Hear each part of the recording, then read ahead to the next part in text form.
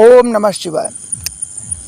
आज हम लोग एक बहुत ही महत्वपूर्ण विषय पर चर्चा करने जा रहे हैं कि ब्रह्मचारियों को कितना सोना चाहिए, कैसे सोना चाहिए, कब सोना चाहिए। समझने का प्रयास करिएगा कि ब्रह्मचर्य का पालन करने वाले व्यक्ति को हर एक बिंदु पर ध्यान देने की आवश्यकता है। तो सोने की बिंदु जो है बहुत ही महत्वपूर्ण है। 3 चीज़ों से ही ये सब चल रहा है। हम लोगों का आहार विहार और निद्रा ज़रूरी है, आहार ज़रूरी है।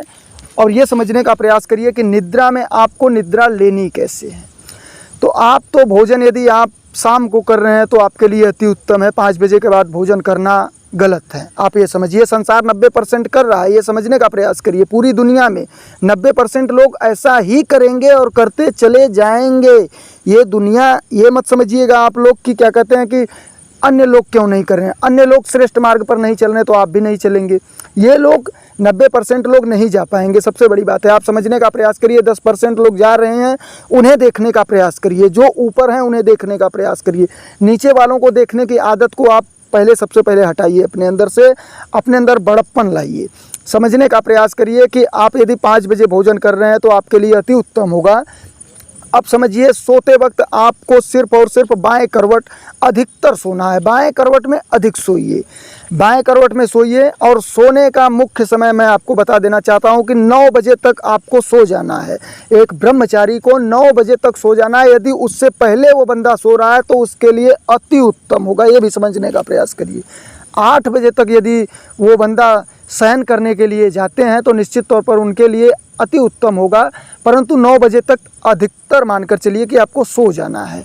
अब ये समझिए कि आपको ब्रह्म मुहूर्त से घंटा 1.5 घंटा पहले उठना है। यदि आप 3 बजे उठ पा रहे हैं तो आपके लिए अति उत्तम है। यदि आप 3:30 बजे उठ रहे हैं तो उत्तम है। यदि आप 3:45 तक उठ रहे हैं तो भी श्रेष्ठ है। लेकिन ये समझने का प्रयास करिए कि 3 बजे उठने का प्रयास करिए आप। अब सुनिए, नींद आपका इतने में ही पूर्ण हो जाना चाहिए। आपको दिन में नींद नहीं आना चाहिए। ये महत्वपूर्ण बिंदु आप समझिए। ब्रह्मचारियों को दिन में सोने के लिए वर्जित किया गया और ब्रह्मचारियों को नहीं, संसार के हर एक मनुष्य को दिन में नहीं सोना चाहिए।